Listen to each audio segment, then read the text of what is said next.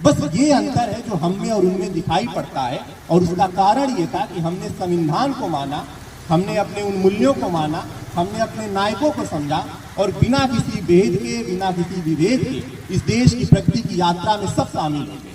लेकिन ऐसा नहीं कि चुनौतियां नहीं।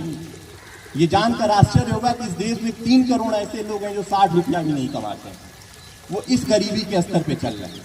तो उस पर अभी काम करना बाकी। गरीबी तो एक ऐसा विषय है जिस पे लंबे समय तक काम होता रहेगा, रिलेटिव कॉन्सेप्ट। कुछ लोग अमीर होते हैं, फिर कुछ लोग गरीब हो जाते हैं।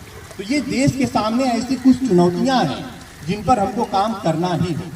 और मुझे तो 2 सबसे गंभीर चुनौतियां दिखाई पड़ती हैं। एक, जो सर कह रहे थे कि दूसरे राज्य के लोगों के साथ मिलिए। कहने का मतलब यही है कि कोई अगर हमसे विभिन्न भी है, हमसे अलग मत भी रखता है, भाषा अलग है उसकी, फिर भी उसके साथ मिलिए, उसके साथ बैठिए, उससे बातचीत करिए, उसको समझिए। यही एकता का एक मंत्र है कि जब हम अपने से विभिन्न व्यक्ति को समझ लेंगे तो हम उसके साथ घुल मिल जाएंगे। अभी आपको मणिपुर की हालत याद है। 3 साल से उस राज्य में शांति बहाली नहीं। कारण एक ही है, 2 मत के लोग आपस में लड़ रहे हैं, मैतई और कुकी। यही पैटर्न भारत के और राज्यों में दिखाई देने लगेगा अगर सही समय पे हमने इस चीज को नहीं समझा कि 2 समुदाय, 2 मत, 2 पंथ अलग होते हुए भी एक साथ रह सकते हैं।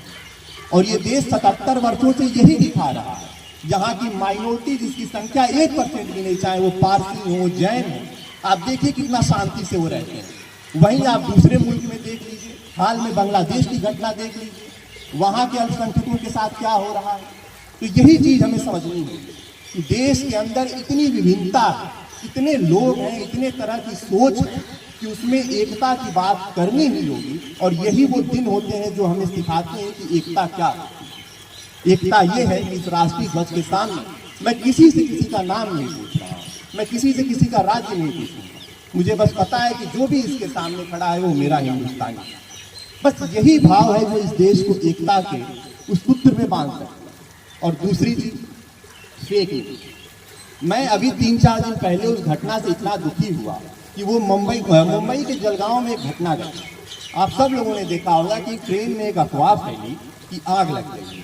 लोग पटरियों पे उतर गए और उधर से आती हुई ट्रेन में 13 लोगों की जिंदगियां समाप्त हो गई। किसी ने नहीं सोचा कि एक बार देख लें कि सच में आग लगी है, एक बार कंफर्म कर लें, किसी रेलवे के अधिकारी से पूछ लें, पुलिस से पूछ लें, टीटी से पूछ लें, जो कोच के केयर टेकर हैं उनसे पूछ लें। किसी ने नहीं सोचा।